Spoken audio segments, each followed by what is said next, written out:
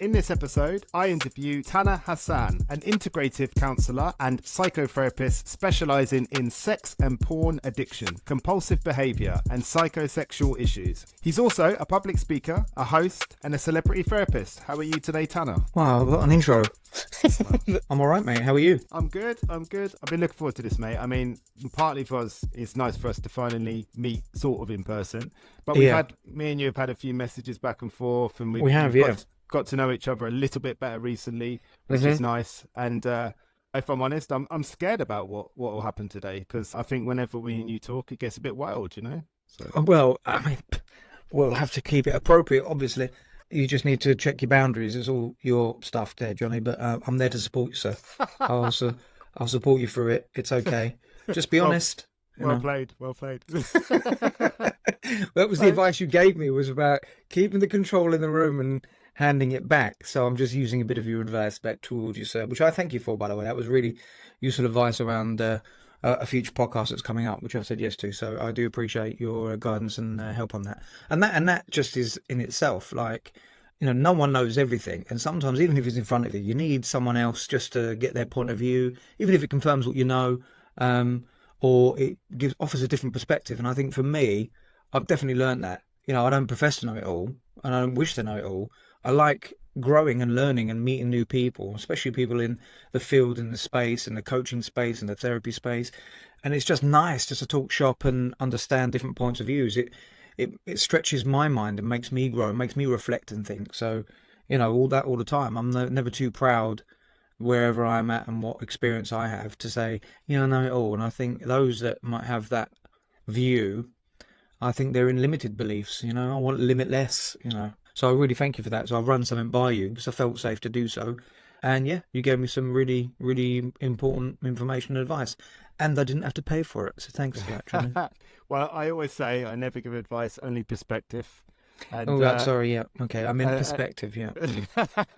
But I mean, quite often when I'm talking to other professionals, you're just reminding them of what they already know, man. And I think that's it. There's so much in our industry to know, and there's so much to learn, that inevitably you do forget bits at times, or you overlook it, or you just need a little gentle nudge in the right direction, myself included. It's the way it goes. I'm obviously working in this field, and you know, it's really good to watch all this content and stuff. And some of it's misinformation, I think, or is open to interpretation. So I think there's a responsibility of what we're doing. It doesn't mean I've got to be the one to say I disagree with your content. It's not about that. That's like, who the fuck am I? You know, but it's about me just being aware. There's so much out there. It's flooded. So it's about quality for me, not the quantity. And so I look out for those, and then that really helps, really, because they're operating on that higher vibration as well, and I like that, you know, and I really like what you talk about. So that's why I reached out, and bearing in mind, I just want to put that out, everyone. I reached out to you. You didn't reach out to me. So make of that what you will. But, you know, I just thought I'd put that out there. So it's on a podcast now. Done. Well, I think it's an interesting thing that you bring up about the content and what's going on out there and misinformation, because you deal with some really, the issues and things you deal with, or, you know, are qualified in and talk about, they are the things in life that everybody encounters, I would say. And that's quite a statement to say everybody, but I think everybody encounters these issues, but they are very difficult to talk about.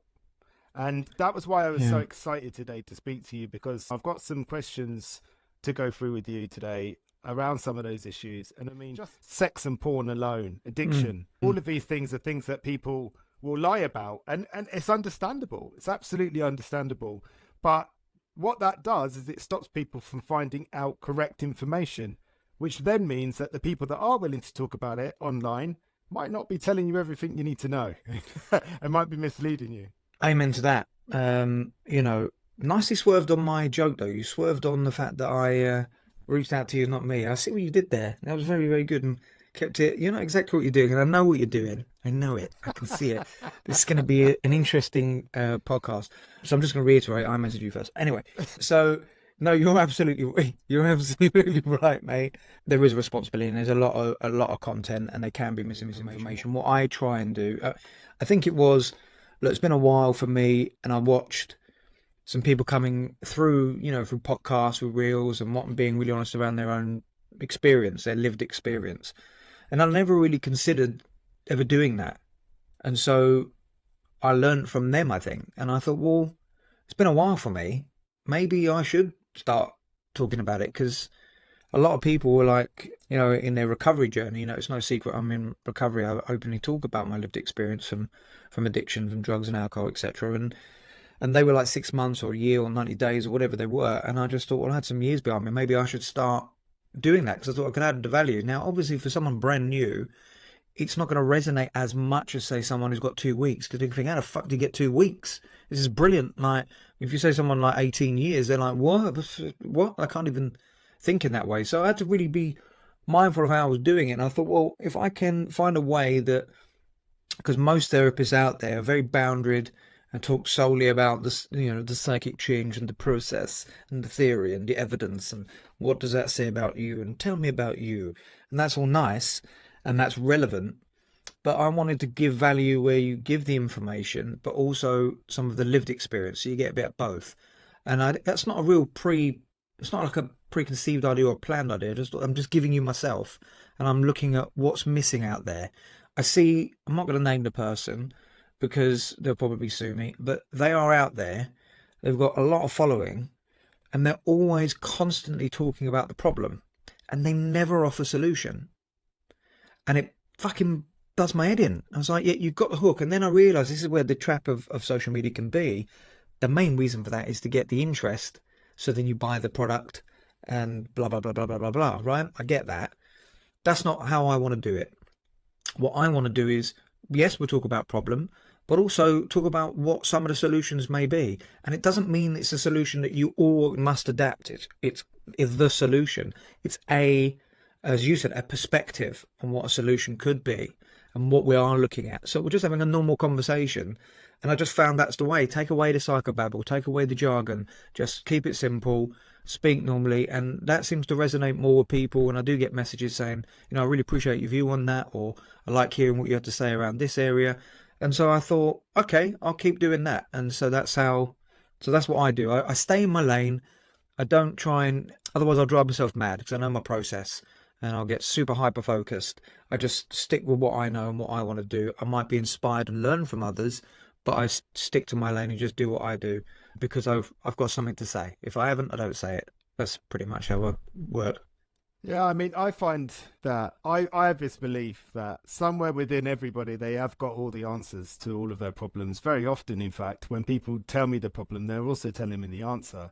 In the same sentence or same paragraph, whatever you want to call it. And I feel like it's my job to listen and then reflect on what they said with them, to show them. And actually, quite a lot of the time, I find people, when we're having conversations, we're organising our mind. There's not a great deal of difference between conversation and thinking. Not really. And sometimes when someone says something, they have to hear themselves say it before they know it, in a weird kind of way. I've certainly experienced that, where I've gone to say something to my wife or a friend, and then I've gone, whoa, I didn't know I felt that way. It surprised me. It's because you're not necessarily thinking, you're just free flowing, you're spiraling, you're allowing, you're spiraling in or out towards the problem, or making a problem bigger or the solution bigger, whichever. So Absolutely. I love that process. I enjoy it, and I enjoy watching it in others, and I don't like to interrupt it unless I think it's going somewhere really dangerous. So it's quite fun to be a part of that. Quite the honour. But before we get into anything in particular, just can you sort of introduce yourself formally and let people know a bit about you who might not have come across you yet? Yeah, so my name is Taner Hassan. Been in private practice for about 12 years. I work for the NHS with children's mental health for Essex, which I absolutely love. So by day I'm in the NHS, and then I still have my practice in the evening.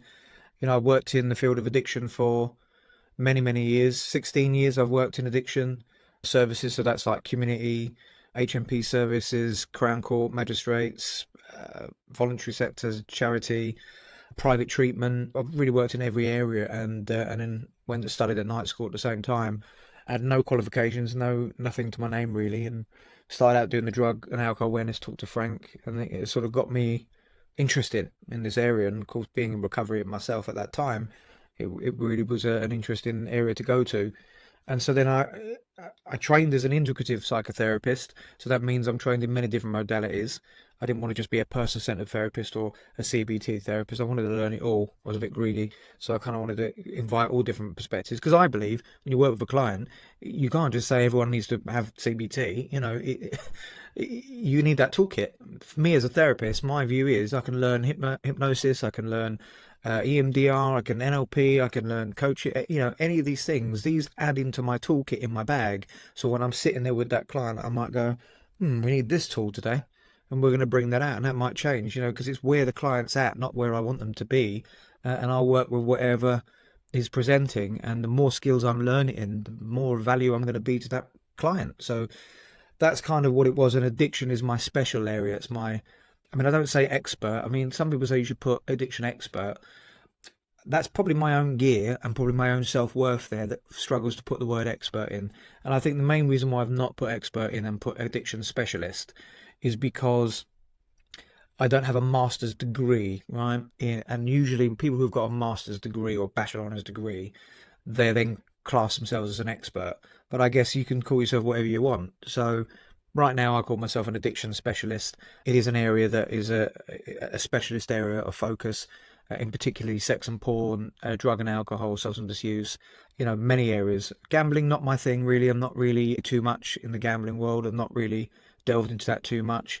So I stick to my lane of what I know. Mainly it's substances and definitely sex and porn. So as a psychotherapist, addiction specialist, performance coach, the pleasure of working in some corporate sort of settings and help people's mindset, and studied with Robert Heisey to do unconscious mind therapy, which is very much his own therapy formulated from all different types of modalities that he'd learned through hypnosis and, the brain, etc. So that's pretty much me. I think I've waffled on a lot there. You'll have to use a special program to get rid of all that stuff. Not at all.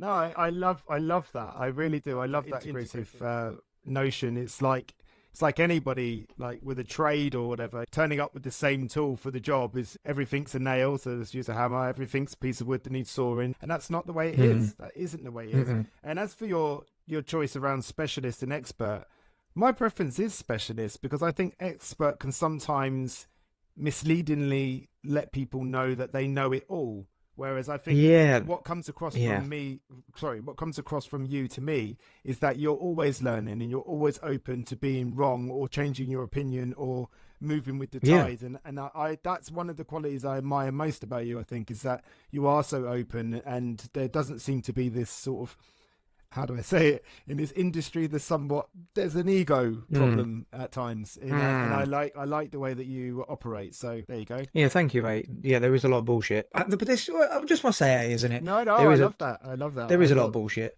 and I cannot be fake. I cannot pretend, and it's not for effect. I'll just speak my mind, and I think that's what's refreshing, because I think a lot of it's about association. I've met a lot of therapists. I've worked with a lot of therapists.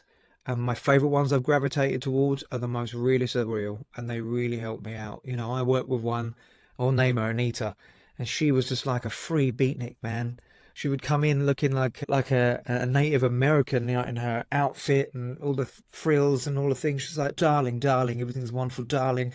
And she was just a phenomenal therapist, goes really in. She was an actress before, and a performer and a musician. And you could see that, and that authentic vibe, that was her vibe. And that came through, her authentic being came through. But then equally I worked with a sort of nutty professor type, Patrick. A white guy from Parsons Green, quite, very well spoken, right? But again, very authentic. That really is him. And he was like, I remember him sitting with a client once, and he said, all these therapists, they say lots of different things in rehab, and he just leant forward, did his hands, and went, isn't it about time you beat this? Bang! Got straight into the client. I was like, wow. Whack! Powerful stuff, because this person was gloating, they'd been in rehabs about 15 times, and it was appropriate. That's experience, and it was authenticity, and I really resonated with that and was learning from that. And I don't know why, that's giving me proper goosebumps. I'd love to get there, man. That's another level. That's another level. Telling you, I've worked with some phenomenal people, and the theme that came from it was just them being themselves.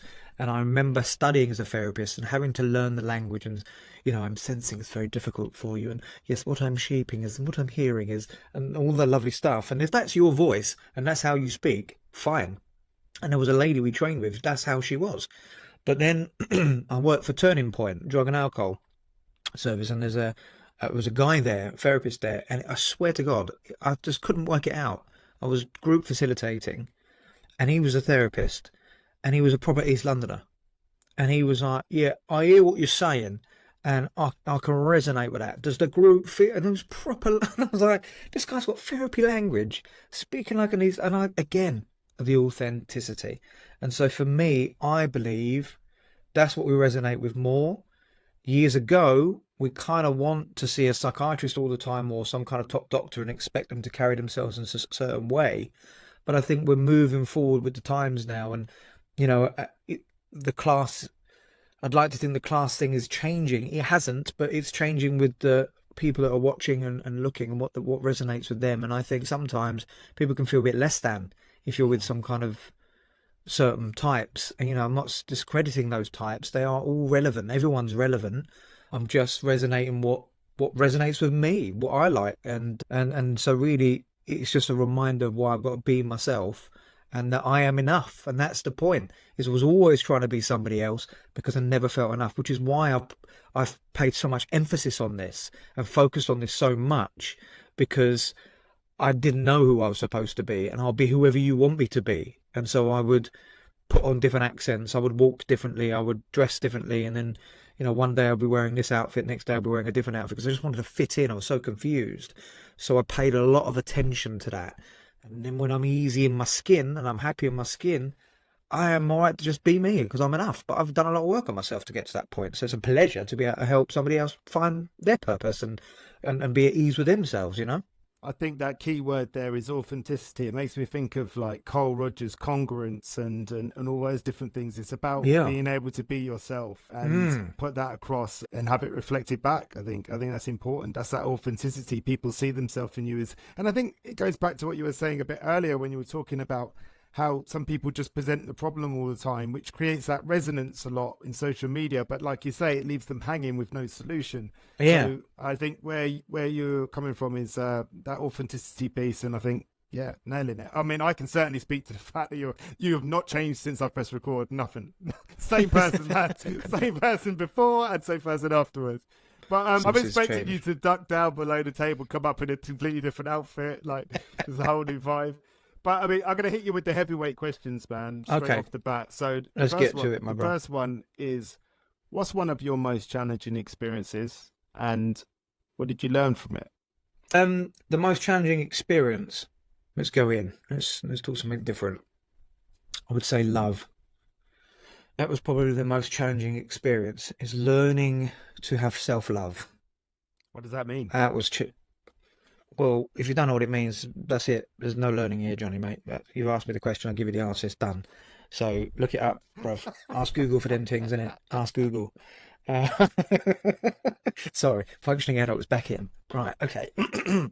So what I mean is that I absolutely loathed myself. I loved myself, and it was never in the middle. I either loved myself too much or I hated myself. And then most of the time I just hated myself, hated being my own skin, hated everything about me. I took really negative talk to myself in the mirror, and I was really sort of programming that reticular activating system in the brain that you are nothing, you are nothing, you are nothing, and I'm looking for an information that confirms that you're absolutely nothing, right? And I just didn't believe I was worthy of love. I didn't believe I was worthy of giving love, receiving love. And I would say coming into recovery was a real eye-opener, and that was a real challenge of feeling the feelings, because no longer am I anaesthetising my feelings. If I feel rejection, I've got to feel the fucking rejection. If I feel excited, I've got to feel the excitement, but don't get too high and too hyper, because I've got nothing to suppress emotions. And so I had to learn how to regulate emotion, because regulating emotion wasn't a sentence, right? And because any kind of feeling, change it with a use or a drink or whatever it's going to be, right? Good or bad. So coming to learn more about myself, and then learning that I am worthy and that I needed to have self-acceptance, and I had none. I had no self-acceptance, and then people were loving me or giving me that love until I could love myself, and where I went to get help. And I really didn't understand that. And but one day become another day and become another day, and I kept engaging in this process, and it just was overwhelming. Realized that how sad that I really felt I wasn't enough, and then to realize that I am. How did it make you feel when you didn't love yourself to have somebody love you? Very hard. I mean, it's really hard to go back because I blocked a lot of that out.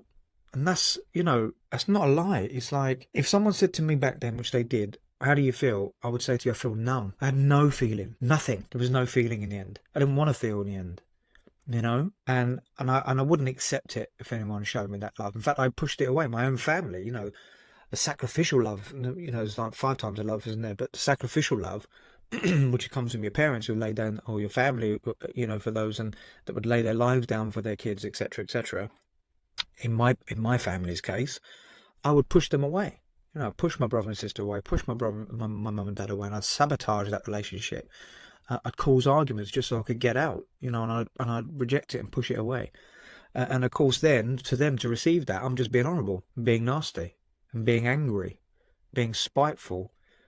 Or facetious is a good word. What was the pinnacle of it then? So within your, one of the most challenging experiences being that you said love, but you reflected on how you had a lot of self-loathing. What would you say was like the one, because everybody in their deepest and most horrendous experiences, there's a moment of impact, let's say, and it's like, that was the moment, that was the one that because a lot of the time I think have you had enough pain in that situation? And there's a moment where you've had enough pain and you realize that you have to change. What was that for you? Yeah, I mean, really good stuff, what you're asking there.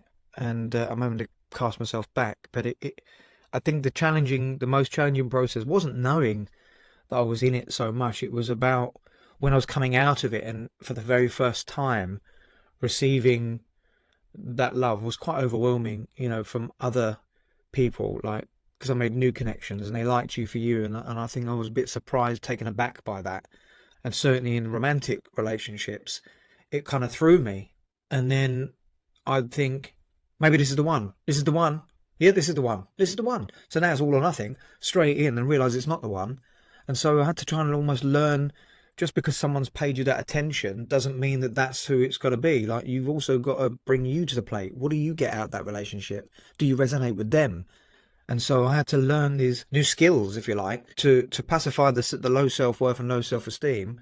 To deal with that, you've got to do self-esteemable things. It doesn't mean just jump in because the water's warm or because this person's interested in you. You've got to resonate. What do you like about this? And so there'd been many dates I sat there and thinking, you look lovely, but we're not really connecting, and this is really awkward, and so I learned what I liked. I could tell you what I liked to eat, what music I liked. I couldn't tell you that before. It was just, things started to change, and that was the process. Getting better is what I'm trying to say. I'm not articulating it well, I don't think, but I'm just curious whether it's that, because you mentioned sort of being a chameleon. So yes, you would try and be what other people wanted you to be. So do you think by doing that, selling them effectively a lie, and then they're treating you as that person, but you're not that person, so you're never going to feel accepted? That's it. Yeah, you're good, Johnny, you're good. So, you suss that. Yeah, that's perfectly put. It's so exhausting trying to be whoever you want me to be and be somebody else. It does sound exhausting. It's fucking, listen, right? I'm going to tell you the truth. I went out with this girl once. So sideline, we'll come back to it, right? I was 21 years old, and I just had this stupid accent, right? It's not a stupid accent, but it's stupid to me because I'm from Southend, right? But suddenly I was some kind of roadman. Everything was you know what I mean? Kissing my teeth and that, and just walking whatever, innit? Just one of them. You get me? All the time. And then I was with this girl, right? And then it started to go really well. And all I remember thinking was bro, I need to phase this accent out. How am I gonna phase this accent out, right? Because again, it was all low self-worth, low self-esteem. I had a lot of mates I was hanging around with in London, so I'm quite impressionable. That's where it came from. Because all my mates that were up in Wanstead and Wapping and whatever, they all spoke like that. That's just how they spoke, right? If you put me in Liverpool, I'm like, hey mates, fucking, how are you, lad? Chicken, turkey, fucking. I'm in there. I can't help it. I've got personality disorder of the accent world, I think. I just really love it. But then I suck it like a sponge, but then I use it as a coping mechanism to maybe zhuzh myself up because I'm not enough. You see what I'm saying? So that's where the accent came from. So all that, like, yeah, you know what I mean? Like, everything's good, like, what you up to, and that, you know, and all this stupidness. And then one day she said, what happened to your accent? Oh, cool down. Bro, I was like, bruh.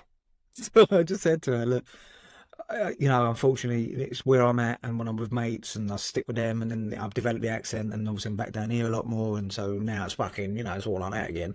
And yeah, I mean, that's just an example. It's just so used to trying to be, or think you want me to be a version of this, a version of that, and in the end, I didn't know what was what, and hope that friend group don't meet that friendship group because I'm different with them as I'm different with them, and it's so exhausting. It honestly does sound so exhausting, and I've just got the most amount of empathy for that because I went through something similar. I never really realised I did until you just said that. Like trying to, I always thought I never had a friendship group, just one. I had many, but when I reflect, I was different with them all. Actually, you know, I don't think I was ever the road man. Although I feel cheated. I feel like I wish I was a little bit, but I never got that. You know, but I mean, so that's the problem. And we talk about solutions. So what did you learn from all that? What have you learned ultimately, and probably still learning? Well, yeah. So that challenge of coming out of that and stepping into who actually I am, or who I want to be, and that I am enough, and that it's okay to be me, it's good to be me, I love being me, etc., etc. Then I was able to receive. I found that quite overwhelming, but what it did is it kept giving me a positive notch that you are okay, you are enough, be you, be you, be you, be you, be you. Love and it. then you know someone like Robin Williams, right? I love that man. God rest his soul. I'm so glad, so sad that he's not with us anymore in this world. I feel like I knew him because he used to resonate with me so much, because his energy that radiated through the screen was, I relate to that. Like, that's my head on a daily basis. Like, That's the way actually he a explains really good things. example. That's a fantastic example. Yeah, he's just, that's who he is. And it's like, he can be too much for some people. I can be too much for some people. I'm aware of that. And so sometimes I might have to rein that in. You know, the NHS, you can't, I can't be completely authentic me, but I'll still be a little bit outspoken, and that can be refreshing for some. So, when I saw someone like him, he speaks my language, and it's not like I don't want to be him. What I'm saying is I relate to him and that energy that he has, depending on the setting. So if I'm really with my mates, this is who that's who I am. On a podcast, it might be slightly different, but it's okay to let your personality out. And I always felt I had to dull that down. And I spent my life trying to hide it. But actually, I come to learn that I'm very I'm an extroverted character, in case you didn't know.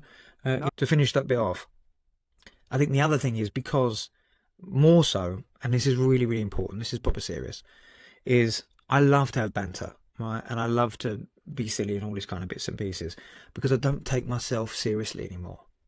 I used to take myself so fucking seriously. I take what I do serious, that's for sure, number one. But I don't take myself seriously.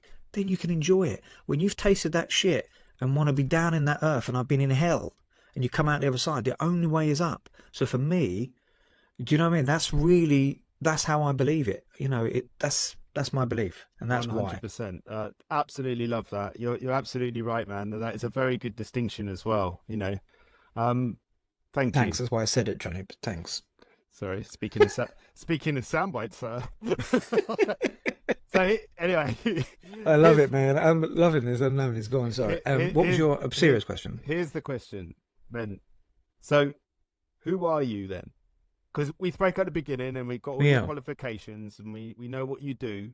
But who are you? Who is Taner Hassan? I'm a dad. I'm a father. I'm a human. I am someone who cares about my community, who didn't really give a shit. And now I kind of do. I am someone who has been on a journey, man, and I've learned a lot about myself and made a lot of mistakes, and now try and make new ones, not the same ones. And I'm embracive of life. I want to live life to the full, and I'm just having a go with a few things, new things. There's a mantra that's been in my mind for a while. Just have a go. So that's who I am, really. I feel that I've stepped into my worthiness. There's still things I haven't got that I really I've been focusing on that I really want to achieve. There are some goals for sure. But who am I? I'm a content person. I'm a happy person 99.9% of the time, and that's no bullshit.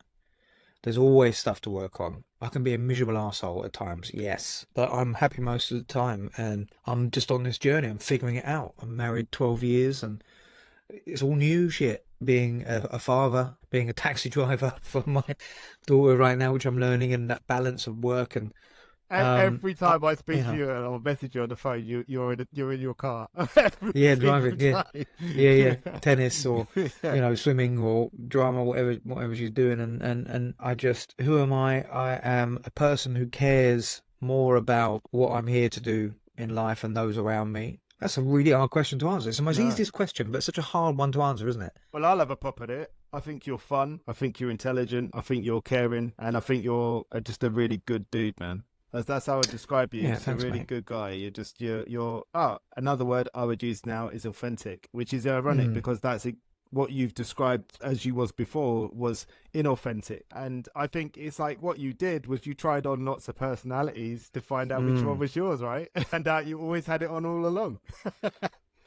Absolutely, because when Yeah. I was at school, it was very different. And when I went and did drama and extracurricular activities, it was like a secret world. And I found my tribe with all this energy and that high vibration, and we could just be as nutty as we wanted, and it was fine. And those were my people. And then you come back to school, and it would be, wouldn't tell anyone I sang, not wouldn't tell anyone I could act, just keep quiet. And you're sort of hiding in that, really. Whereas and that's sad. And I guess with drugs and alcohol and that negative belief system and life stuff that happened and other bits and pieces and trauma and abandonment and lots of different things. Yet, despite still trying to perform, I got lost in what the vision was and where I was actually going and how I was wearing it. And I try and wear life like a loose garment, not a wetsuit. Whereas before everything was constrictive like a wetsuit, where today it's more like a loose garment. That's a hell of a quote. Love that. Love that. Yeah. Love that. I mean, I've got a similar story actually. Not many people know this about me, but when I left school, I didn't have any GCSEs and I was like about to join the dole queue and I decided that wasn't for me. And I went and joined a college and I did performing arts. And I remember walking in there, right? Because I was a street guy at the time. I was in gangs Mm. and stuff like that. And I remember walking in there and I made this claim to myself. I hate all this lot. Why am I here? Mm. At the time, to call me a cliche, wanted to be a rapper. I was in there and there was people singing, dancing, acting, and I was like, I hate this lot. I didn't hate them. I was jealous. I Yeah. absolutely loved it. I remember sat in the field one day, everyone was playing guitar, and there's a couple of them smoking cannabis and all that. And I remember sitting there thinking, having this feeling of full body resonance.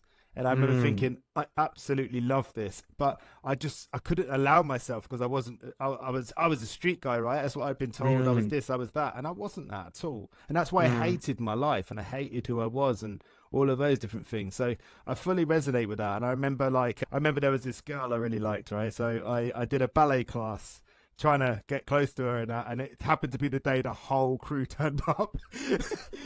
And I was like, no, this is like and they're like, Johnny, what are you doing in outside? It's a nightmare. I'm not even going to say how that ended. It was a nightmare. It was That's absolute where nightmare. that's where Roadman would have helped you. Be like, oh, I'm trying to flex this skill, innit? Just like, and they'd be like, oh yeah, seeing, and everything will be fine then. But Mate, you melted. I did. I just like, I think I was trying to hide. I had a coat or something. It's like, it was bad. It was bad. And like, you can see my little skinny ankles hanging out the bottom or something. But anyway. Do you know what? I, As you were saying that, I loved that. Right, so I used to do a lot of auditions, and I went to one, and the agent I had at the time, she put me forward for one thing, and it was a bit like Joey from Friends. I swear to God. So she put me forward for this audition, and I did the singing. It was all great, and then they needed to do the dancing, and they were all ballerinas. And I rang my agent. I said, "Listen, they want me to do the ballet. Like, I've never done ballet. What are you going on about?" She was like, "No, you can do that." I was like, "I can't do that. What do you mean I can do that?" She was like, "No, you'll be fine. You'll be fine." So I walked into the room. I swear to God, everyone's stretching, legs like that, up into the ceiling, and I was just giving it down. Yeah, yeah. And we did this piece and the pas de bouger, and like all this sort of pirouetting and spinning. I looked like a flipping elephant. I swear to God. So when you're thinking now, just thinking back, that was just, but still doing it and feeling so like it's funny, but like at the time it weren't. I felt so embarrassed and so desperate and ashamed and all these feelings. And I haven't thought about that story for years. It's amazing how association, you just said ballet, your experience, flexing this girl. And did it pay off, by the way? Did you end up going out with her in the end? No, not her, but it took a turn, man. It did. I'm not going to say what her turn is, but it took a turn. Right. Okay. Okay. But, That's why I don't ask. That's why I don't ask the questions, Johnny. I just answer them. Sorry. Well, Yes. I'm going to get us back on track. Anyway, moving on. Sure. Yeah, and well, first of all, I want to say thanks for sharing all that. That was actually wonderful to listen to, and just hearing you explore it yourself as well, because it sounds like it might be something you haven't really looked back on for a while. You know? Yeah, that's why I like these sort of things, really. Yeah. When you, yeah, absolutely. I hadn't thought about that, and I'm just mindful. I've done quite a few podcasts as of late, and I was thinking, I'd like to talk about something different, and already we're talking different stuff. You know, it's what you set the tone. Well, you know, I appreciate it, and I very much enjoyed listening to that, and I'll be thinking about that for the rest of the day, probably laughing quite a bit, but there you go. But I mean, the next question is like, what emotion do you tend to avoid or dislike having the most? I try not to avoid emotions. Well, because as I say to my clients, you know, it's important to feel your feelings. You know, the good news is your feelings come back. The bad news is your feelings come back. You know, these are feelings. Welcome. You're a human being. You have to experience them. And most people I've ever worked with, they think, oh, no, I shouldn't be angry. So why not? It's an emotion. You're allowed to be angry.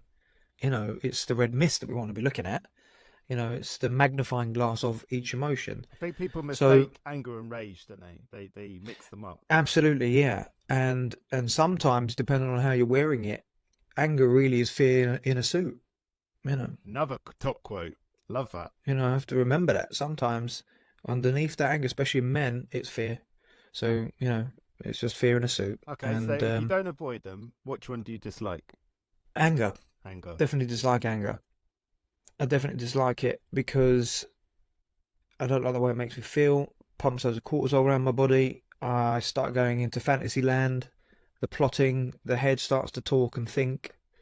So if anyone's not, you know, kids can be cruel. Everyone's not kind to my daughter. Instantly want to kill them all.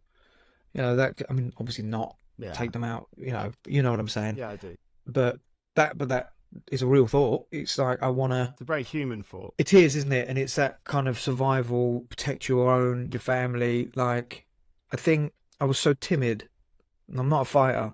I never was. I was only mouthy, but I was never a fighter. I was a lover, not a fighter. But yeah, I loved others too much, but not myself, until I realised that was lust, not love. You know, and then had to learn about that. It was like, thanks, so much learning. I thought it was just about not using drugs properly, or you're going to teach me how to use properly, and then realised it wasn't about that at all. It was a me problem. But getting too angry, yeah, because I go into this the whole head goes brrrr so quickly, and it's like I can become really resentful. You know, when I'm resentful, it becomes toxic in my thinking. I think resentment is one of the most toxic emotions. Yeah, man, it really is.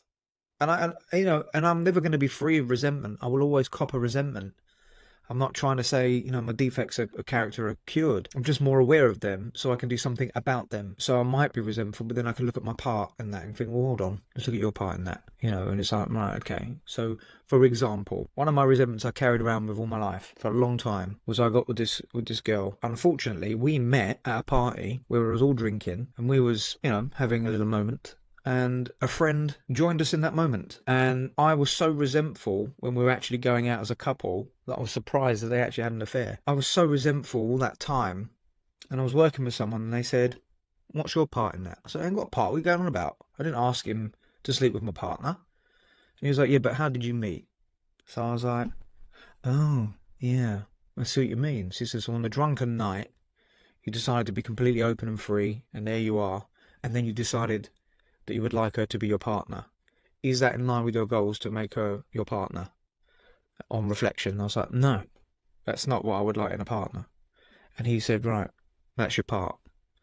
And I realised, and I was able to let that resentment go, because, you know, we was teenagers, you know, we was young, we was teenagers, I was about 18, 19, I think. And so we was just drinking, we were exploring, we were experimenting. So maybe it should have just been there. But remember, I'm confusing love with sex, sex with love. I don't really know who I am and showing me a bit of attention. Maybe this should be my girlfriend. Well, actually, the recipe wasn't great when we met in such a free kind of way. But I had that resentment for a long time and then able to let it go when I was able to look at my part, which was, well, actually, when you meet a girl in that way and you're ending up having a bit of a a session with another person involved, you kind of don't make that your partner unless the agreement in the relationship is that's what the open relationship is. But that wasn't the agreement then. Does that make sense? It does make sense, and it makes me wonder. There, it's just that it's happening in real time. This thought, and it's like whether resentment is the resistance to acknowledging your part in something, in a sense. Ooh. Yeah, Can be. I think so. I don't think anything's always one thing, but I do feel like if there's many times you could apply that to resentment. Well, if you look at what resentment is, it's revisited sentiment, right? The sentiment is revisited over and over again. It's like an unclosed loop, isn't it? Yes. Yeah. So, don't get too resentful. The way I combat that is having to look at my part. So I try and not avoid, I'm more mindful when I'm angry, because when I was angry before, it was everybody else. It was all your fault. Right, it's that problem, it's this government, it's this one, it's that community, it's not enough of this, blah. And then I'm in it. Now I'm able to go, oh, well, hold on, you're angry, what's going on for you right now? I'm able to stop and reflect. The word reflect wasn't even in my vocabulary, in my repertoire. Thank you. Right, so I was able to look at that, and I can look at that and say, well, hold on, what's going on for you right now? Okay, and what's your part in that? Well, there isn't really one. Okay, what do you want to do about it? Well, maybe I need to not think about it now. Maybe I'm in emotional mind right now. I need to settle, regulate my emotion, then I can be in wise mind and respond accordingly. That kind of, I can do that now, and I try and teach other people to do the same, because it's not easy, this stuff. It needs to be worked at. So I mean, it's right in my wheelhouse, that, because I very often have conversations with people about anger, and a lot of people have this belief that it is a primary emotion, and in some cases it can be, but I feel like it's more often a secondary emotion, because there's always the question, what are you angry about? And like you just said, I was angry because I was resentful. Okay, cool, so let's get to that and let's talk about that, because I very rarely see, not sure if I ever have seen, somebody process anger. Because anger by itself, it's not interested in resolution. It's interested in destruction. Yeah. Simple as that, and it's a survival mechanism, protection. Yeah. It's angry, a message, isn't it? Yeah, it's a message. It's telling you, pay attention to this. Absolutely right. And like I said to you earlier on, sometimes for some of us, we're carrying anger when really it's actually fear underneath. Many times, if I'm scared or frightened, anger comes out. And usually when it's angry, it's like, I want you to know how I'm feeling inside. And I can't communicate how I'm feeling inside. You will not believe how much it hurts. That sort of feeling. I get that. I'll show you. Yeah. Well, that's quite common in men, women, and everyone. Yeah, it is. And thanks for sharing that, man. Because it is a process, isn't it? And it's not. People think they're processing the anger. You're not. You're trying to get underneath it so you can process what's really going on. Anger's the reaction, if you will, I suppose. So we're going to change lanes now. I feel like we've got to know you really well. You've been super open, which is just I really appreciate it. So let's get into some worky stuff. So you're an expert in addictive behaviour. I think we covered that area, didn't we? You're an expert, a specialist in addictive behaviour. So instead of us going through all of the normal stuff that everybody always goes through, I'm going to ask you, what do you think is a crucial thing for people to know and understand about addictive behaviour? If you think it's just affecting you, you are surely mistaken, because half the brain manufactures bullshit and the other half buys it, And what I mean by that is, I'm all right. Yeah, you're all right. Yeah, it's everybody else. Yeah, it's everybody else. Yeah, nobody knows. Nobody knows. No, everybody knows. It's that doing the deal, thinking it's, justifying it to keep the behaviour going. Don't really know. No, it's okay. It's because you lost that job. No, it's okay. It's because you're not happy at home. You hate doing this. You hate doing that. Whatever the thing is going on, right? So half the brain manufactures bullshit, half buys it. The delusion, we might not be able to see. I certainly did. I certainly felt nobody knew. It depends on the addiction you got. When it comes to especially drugs and alcohol, it's quite obvious. The signs are there. For some people, they bloat out. Some people, they lose a lot of weight. The emotional, the concentration, all sorts of things affects other people, especially if you don't want them to know, if you're living a double life. So you push them away. They know. It rips through families, addiction. It tears through family like paint stripper. It really does affect others. It's not just you. So be aware of that, because no one wakes up in the morning, in my view, and says, let's see how I can hurt someone today. And first of all, let's hurt myself. And then I'm going to hurt everybody else. I don't think it's a conscious thought. It's not on the desired outcome list. It's really being mindful that it's not just you that this affects. If there's people that care about you in your life, it will affect them too. But that might not necessarily be enough as a motivator to change. But it's something I want you to be aware of, because there might be people watching or listening who are going through some issues, and it might make them think a little bit that maybe somebody can see you. What makes that And important? because remember, everyone is different, and some people have a support network, some people don't. For those that do have a support network, they may get to a point where they're almost frightened to come to you and ask you. They're enabling in some way, which justifies the continuation of the behaviour. Please, let me stay one more night, mum. You know, I haven't got the money. Can you give me this? Yeah, yeah, no problem, son. No problem, no problem. And there's the manipulation that comes with it. And remember, that's not really who you are. That's not who you want to be. If you really ask yourself that question, it's not who you want to be. And it's not that you're a bad person, you're unwell at that time. You're an unwell person, not a bad person. And that's important to acknowledge, is what I believe. I don't think there's no bad. I'm sure there are bad people who are, you know, doing all sorts of things. But fundamentally, when it comes to addiction, you're not a bad person, you're unwell. So it's important because it might help you reevaluate, who do I trust? Can I actually tell someone? It might be enough for someone to actually make changes in their life, to say, actually, I'm hurting my wife here. This is, you know, my kids, man. They're not seeing my dad. The dad ain't present. Like, this is nuts. I need to look at that, man. Like, you know, it might make them think you have to change and you have to do it for you. It can be a motivator for others, but ultimately you have to make the changes. It's another way of saying it as well, is that it's not you want, that you dislike, it's the behaviour. Yeah, right. That But for distinction. I like that. Yeah, it's not you dislike, it's the behaviour. And actually, quite honestly, when I've worked with many people, me included, you know, I love drugs. I just didn't like the consequences. You know, I sit here today, I tell you, I hate drugs. I hate what the behaviour does to people, and I hate what it can do to society and what it can do to one's mental health. But the experience of taking a substance, I don't hate them, but it's, you know, it's the relationship with it that's the issue, not the substance itself. I mean, certain substances obviously have their problems, but for me, it's definitely about the relationship. That's the core. That's the other thing I wanted to say, two-pronged approach. The other thing I wanted to say about that to someone is that with addiction, it really is about the relationship, which means you can be addicted to anything. You So really important. can. So Yeah, important. Yeah. yeah. A heavy drinker, by society's view, could be classed as an alcoholic. I was saying, well, actually, not really. Someone that could drink a bottle of wine a week could be classed as an alcoholic. No, it can't. No, that's your association to that. Actually, it's the relationship with it that's the issue, not the substance itself. I think that's where predominantly a lot of people go wrong when it comes to their relationship with food. I think they Yeah. focus too much on the food and the diet more so than the behavior. And I think that's Yes. where it can sometimes go astray. People say, oh, they're going to this club or this health club, which is, they're all quite cult-like, aren't they? And there's only one way to do it, and it's this way. When actually, I think, you know, and they demonize food groups, and they say this food's bad, this food's good, and you can have more of this and less of that. And I think again, it'd be like me focusing on alcohol and saying, well, if I only drink this or I only drink this, it's not going to work. It's about the No. behavior. It's about the behaviour. Yeah. You're absolutely bang on the money. It's about the behaviour and the relationship, and what's the rationale. So when you watch those programs on TV where they show you what you've eaten over a week or a day, and they give you that shock value, well, that's all entertainment value. I get that, and they have a nutritionist there, and yeah, fine, but get a bloody therapist in there, please. They never do, and I'd love to be that I was person going to to do say, it. I know a good one. You know, Use a bit of pitching for work. I'm telling you, man, I'd love Channel 4, listen up. I'm telling you, I'd love to do it. Why? Because what's more relatable is understanding what is your pain. What's your why and your pain? What is the reason that you are doing what you are doing? You know, really understand that.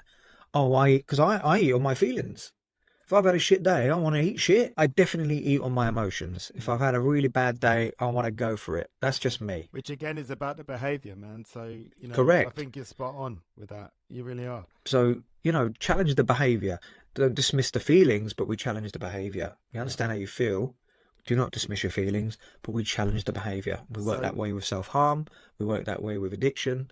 We work that way in many different forms. Sorry, you were about to say something, John. So to summarise, we sell ourselves the bullshit, as you put it, and we buy into, and it's all about the behaviour. Absolutely. You know, and that's the same in others when you're looking at other relationships, right? So when someone says one thing, but they act a certain way, always trust the behaviour. Yeah, it's the conflict, isn't it? That's what I look for most often when I'm working with people. I'm looking for the conflict. I'm looking for the thing. Definitely. We're running out of time, which is a real shame. And Are we? there was a question that I really wanted to get into, and it's around really it's like three important questions. So I don't know how you want to handle this with the time. Quick fire round, go. Well, I've talked extensively about addiction and we've just spoke about alcohol and drugs. However, I believe it's important to address the dangers, risks and potential harms associated with sex and pornography. I've heard you talk a lot about sex and pornography, and there was something you said about the damage that porn can do, because I think people probably think it's quite harmless, but it isn't. So what are the harms? What are the dangers? What are the risks? Well, when it comes to a sex addiction and compulsive behaviour, there are very little warning signs until it's too late. So it's not like the obvious signs of drugs and alcohol. So it's not until it's too late, when you've found that someone's completely withdrawn, not really excited by any kind of activity, disappearing. You know, quite often the warning signs are a bit too late. It's not obvious in the early signs, like bloating up or losing a lot of weight. But I always say with especially with sex and porn addiction, it's always looking at the threefold, which is the opportunity, the attachment and the trauma. And when you think about it, what we want is love. We all want love, right? So if we was little us's, little kids, little us just wants love. But as an adult, this comes in the form of sex at times. So therefore, if we are chasing and because a lot of people think the sex addiction is about someone who's having a lot of sex. Remember, it's not about the amount, it's the relationship with it that's the issue, not the amount. It's the relationship with it. So people can use porn and use it as a positive sexual aid and not have an issue with it. Fine. Okay. But it's what the motive is for using it is what makes it the problem. So if you're hiding in it, if that's your bottle of wine, there's many reasons of why we start using it. Might be we're not confident, we want to be educated, we can't ask those questions because it's all shameful embarrassment. Let's watch porn and learn. And now we're learning the fucking weird way that everyone wants to be chucked around the room and choked out until they're dead. That's love. It's like, no, that isn't. That's sex. That's a fantasy. That's a typical type. So, it's a specific sort of route and exploring fantasy, and of course it's shock value, and there's nothing wrong with the kink. The kink is irrelevant. It's not wrong with having kink. You can be into different types of kink, but it's not the issue. It's if it's causing you pain. So when you're watching porn, you start to then change the chemical reaction within the brain. You're getting dopamine release, you're getting an instant hit of dopamine, and we get dopamine all the time. Social media, messages, email, constant. It's dopamine all the time. What happens with porn is that you're then getting flooded with that instant dopamine all the time. And so when it comes to matter of sex, it feels very different. So someone who's listening to watching a lot of porn and then they find sex, they then go, oh, sex is no good. It's not, well, is it that? Or is it because sex is supposed to be slower releasing in the dopamine process and you're so used to the instant? It's like it's like, it's not happening. But you don't know this because we don't consciously think, what's going on in my brain and the chemical reaction within one's cells? We don't think about that. So what happens then, you then build a tolerance, right? So same with a drinker. They build up the tolerance and suddenly they need more drink and more impactful drink. So with the porn again then, now all of a sudden what we're watching isn't really hitting us. So now we can go down that rabbit hole and look for other varieties that might spice it up, that might release more dopamine, more risque stuff, something that's fetish-like, something that's not really a bit of us in reality, but it is fulfilling the fantasy.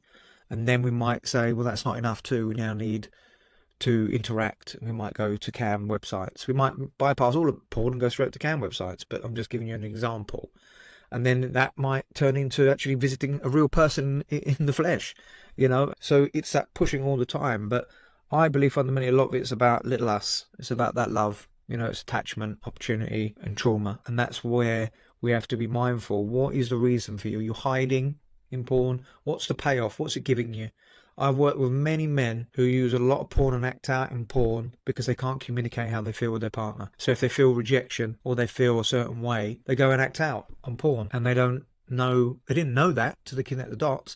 And it's like what you're saying. So if I learn to communicate and actually share how I really feel, because I've got low self-esteem and I'm really frightened of being rejected by my partner, if I address that, my need for that is going to decrease. Is it 100%?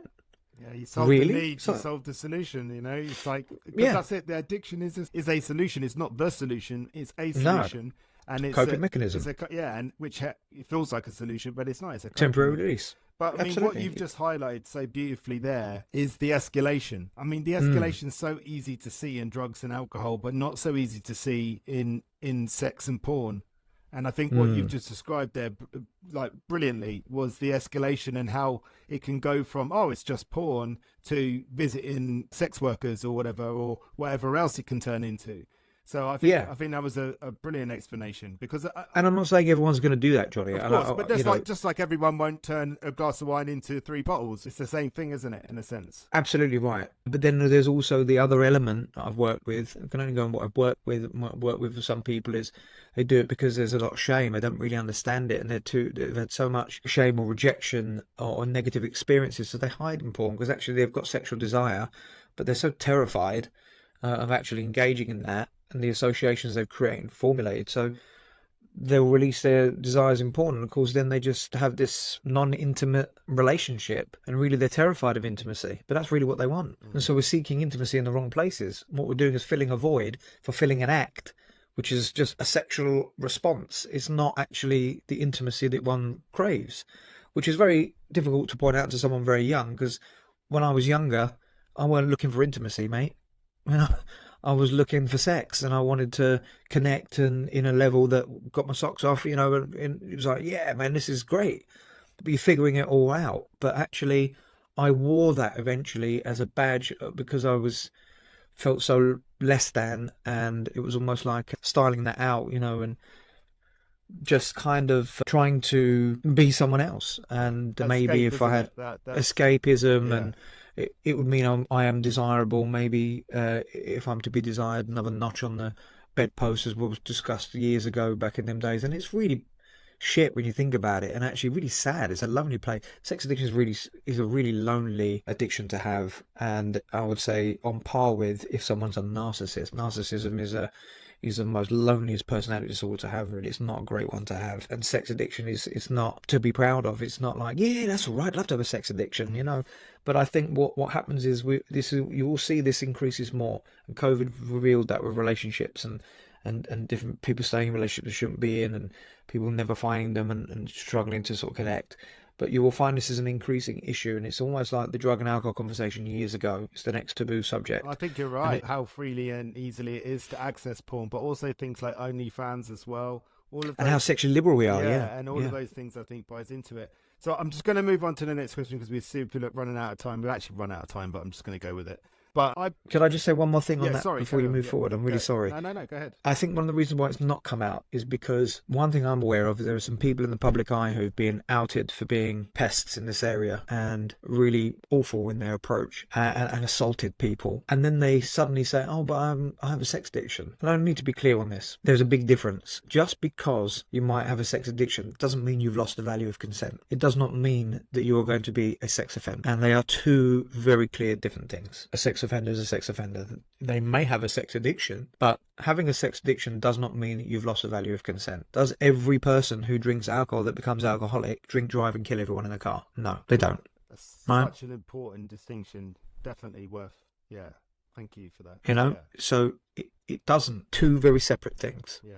And so we have to realise that. And I get a lot of couples coming to me. I get a lot of husbands where they've been unfaithful, and that's come forward and working through that gear, and it's powerful stuff, you know. And one of the reasons why they felt not coming forward is because they felt perverse. They felt like, well, maybe I'll be judged by the therapist, and just admitted it themselves and not telling their partner about their own past. And there's been lots of trauma, lots of attachment issues, and these are the things that are important that play a part. That was definitely worth saying.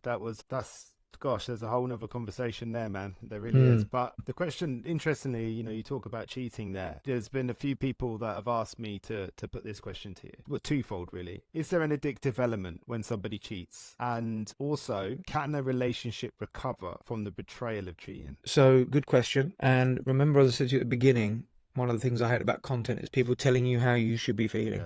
They're telling you what it's about. Every relationship is different. Number one, is porn cheating? It's only cheating if the relationship says that it's cheating. It's the contract, right? So if that's the agreement... It's the contract you have with somebody else, Right.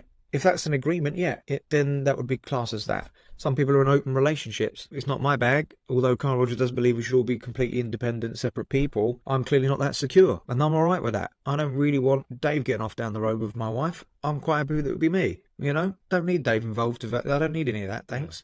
So, I'm quite comfortable with that. When it comes to infidelity there, yes, I do believe a relationship can recover, and I've seen it. I do think there can be an addictive quality to the behaviour and understand. Remember you mentioned something about the behaviour. It's about understanding the story and the narrative and the context. So it's getting to the root and understanding what was going on in that marriage. And if it was actually he slept with my best friend, and actually it's because there's a connection with that best friend and really likes that best friend, well, that doesn't mean it's an addiction. They might have a connection with that person, and maybe they weren't.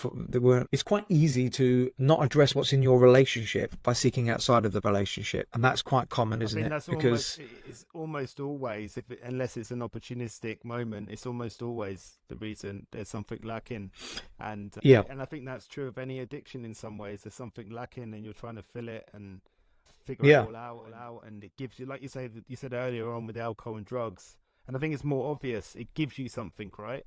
Yeah. So understanding the story is really important before we can comment on, is it an addiction? If this is someone who's continuously had affairs, I would question, like, well, what's the payoff? What are you getting from that? Surely, if your partner now knows about that and you're making them feel like shit, do you feel good about that? And maybe they are a raging narcissist, if that's the case. So it's really important to understand the story before. But remember, you can be addicted to anything, but there's always a story, there's always a reason. Understand, question the motive, what's been going on, and then you can start to pieces together to figure it out. And the other thing I will say, actually, especially on sex and porn addiction, that with a couple, the other partner often thinks it's to do with them.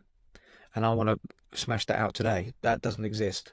Yeah, you are not the reason for your partner's sex addiction or porn addiction. You are not the reason why they have gone off with a sex worker.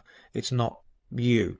Yeah, it's not you. And quite often they go, maybe I wasn't sexy enough. Maybe I didn't give them enough attention. Maybe I didn't, it's like, whoa. You're not the reason. You're not the reason. And so that's really, really important to make that clear distinction. That is important.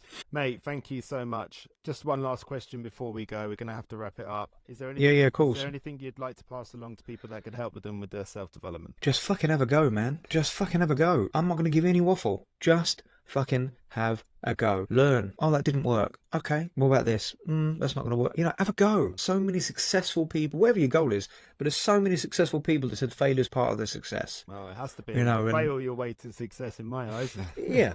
Right, fail your way to success. And I've heard you say similar things, and learn how to visualize. Learn how to visualize, because that is a reticular activating system. It's a bunch of neurons in your brain that is there as the filter. So we program it, other people program it, I'm not loved, you're looking for information that confirms you're not loved all day, etc. You've got to reprogram that, get the emotional intelligence in prior to the event, which you can learn from speaking with people like yourself and myself. That's great advice. Just have a go. And actually, it gives me this nice seamless link to talk about the changing rooms. The changing rooms is my online self-development community. It comes around from me sitting outside the changing rooms waiting for my wife. I wasn't just sat there like a weirdo. I was sat there waiting for my wife while she was getting changed, and I thought how incredible. There's this little room in this massive department store where you feel so secure to be as vulnerable as to get naked and try things on. And this is the other part of it as well, being able to try things on. You don't just grab a t-shirt off the shelf, walk into the changing rooms fully committed to buying it. You're there to try it on, to see if it fits. And if it doesn't, you let go of it straight away. And that's what the changing rooms is there to do. We have experts in. I'd love to get you in at some point, Taner.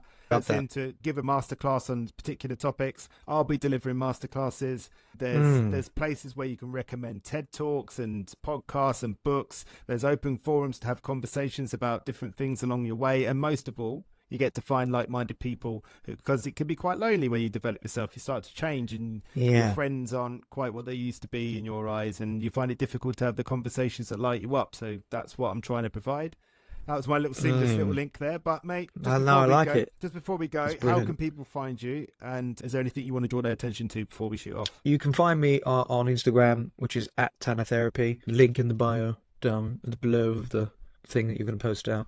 If you're interested, give us a follow and message and connect with me that way. Oh, and cheeky little plug, you need to watch Bermondsey Tales. Bermondsey Tales is a brand new gangster movie that's out now. It's trending now. You can get it on Amazon Prime. It's been in the cinema, and it's with Linda Robson and Maisie Smith and Alan Ford and Frank Harper, Dapper Laughs, and I'm in that movie, and I have about 4 lines, and I'm very proud of those 4 lines. So I was going to ask you watch about the that. I movie. was going to say to mention that. That's brilliant. It was wicked, yeah. So it's a really good movie. So watch it. Mate, perfect. This has been spectacular and I've loved it. We had so much to talk about and I've thoroughly enjoyed it. So thank you for your time, mate. Likewise, man. Really lovely to connect with you. Take care.